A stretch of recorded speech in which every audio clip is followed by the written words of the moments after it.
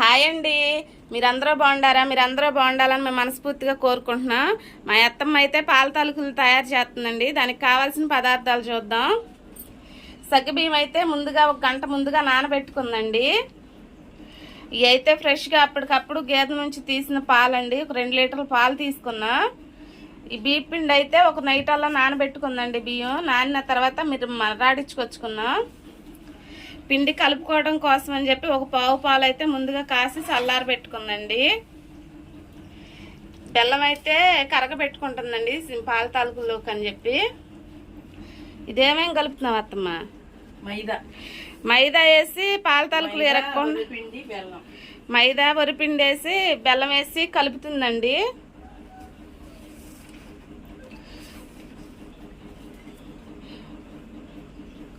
ఇప్పుడైతే వరిపిండి వేసుకుంటుందండి. ఇందాక మైదా బెల్లం కలిపింది. ఇప్పుడు దానిలోకి సరిపడా వరిపిండి వేసుకుంటుందండి.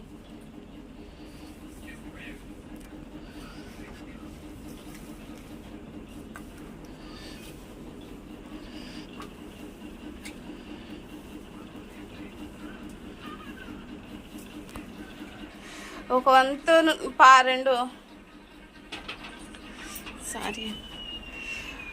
2 లీటర్ల పాలు 1 లీటర్ నీళ్లు కలిపి అయితే పొయ్యి మీద పెట్టిందండి. ఇట్లనైతే మరగబెట్టుకుంటుంది. బెల్లం అయితే మనకు కరిగిపోయిందండి. పొయ్యి అయితే కట్టేసుకుంది. పాలు పోసుకొని అయితే పిండి కలుపుకుంటుందండి తాలూకుల కోసం.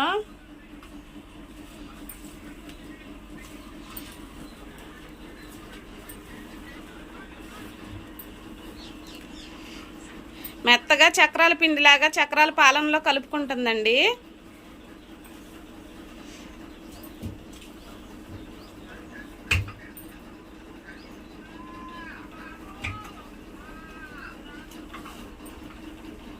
విడిగా మళ్ళీ ఇంకొక లీటర్ పాలు అయితే పక్కన పెట్టుకుని కాసుకుంటున్నామండి.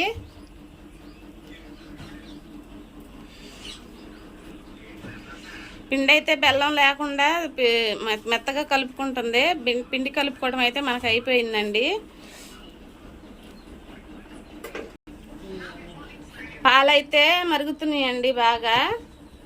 ఇప్పుడు దీనిలో ముందుగా నానబెట్టుకున్న సగ్గుబియ్యం వేసుకుంటున్నాం.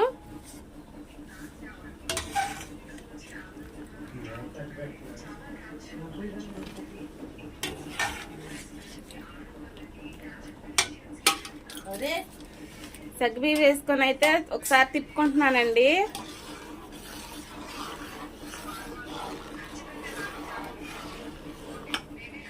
అడగంటకుండా ఒకసారి మొత్తంగా తిప్పుకుంటున్నానండి.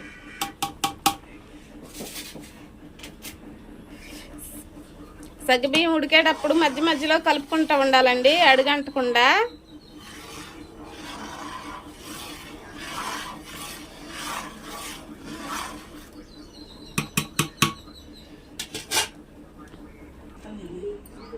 తిరుగుతలేదా?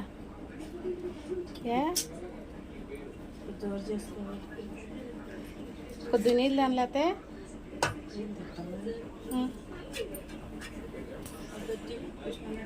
గట్టిగా ఉందని తెగట్లేదని చెప్పేసి మళ్ళీ కొంచెం పాలు పోసుకొని అయితే కలుపుకుంటుందండి పిండి.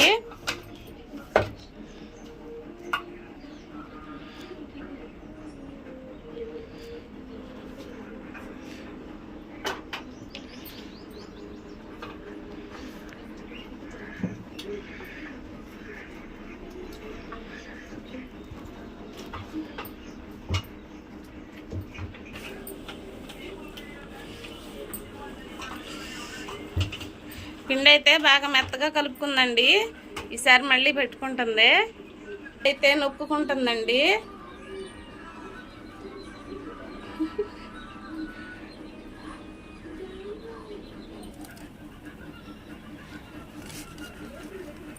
తాలికలు అయితే నొక్కుకుంటున్నామండి చక్రాల గిద్దెతోటి.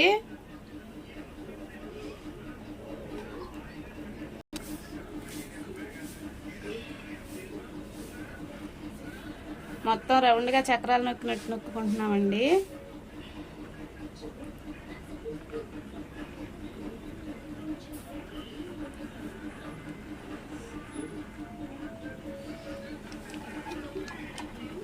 తాలూకులు అయితే మనకు మంచిగా ఉడుకుతున్నాయండి.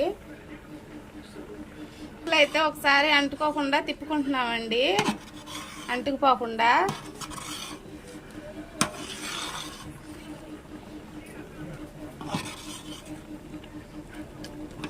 మంచిగా దేనికి దానికే విడివిడిగా వచ్చేటట్టు ఒకసారి తిప్పుకుంటున్నామండి.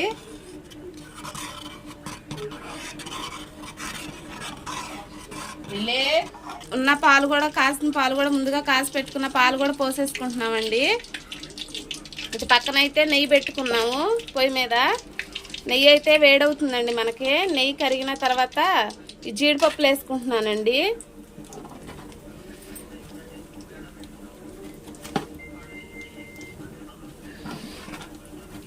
జీడిపప్పులు వేసుకొని వేపుకుంటున్నామండి.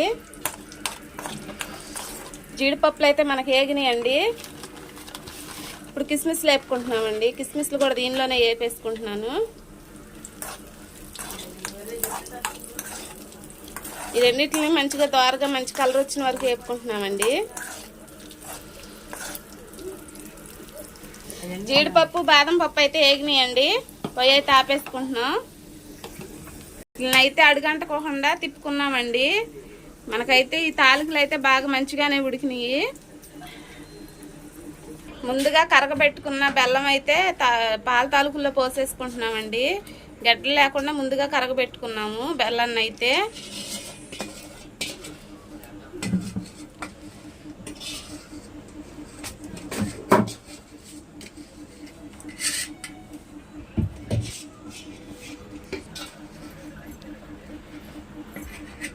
బెల్లం అయితే వేసేసుకున్నామండి. కలిసేటట్టు అయితే ఒకసారి తిప్పుకుంటున్నాం మొత్తాన్ని.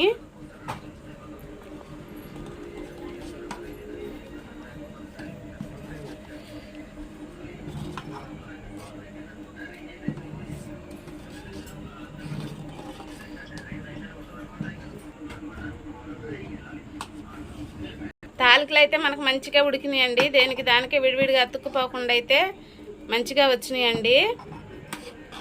బెల్లం కూడా అయితే మనకు కలిసిపోయింది.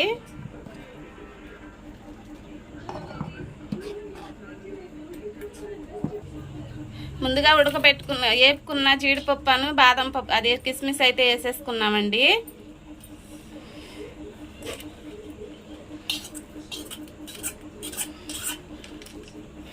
ఇది కూడా ఒకసారి కలిసే వరకు తిప్పుకుంటాం.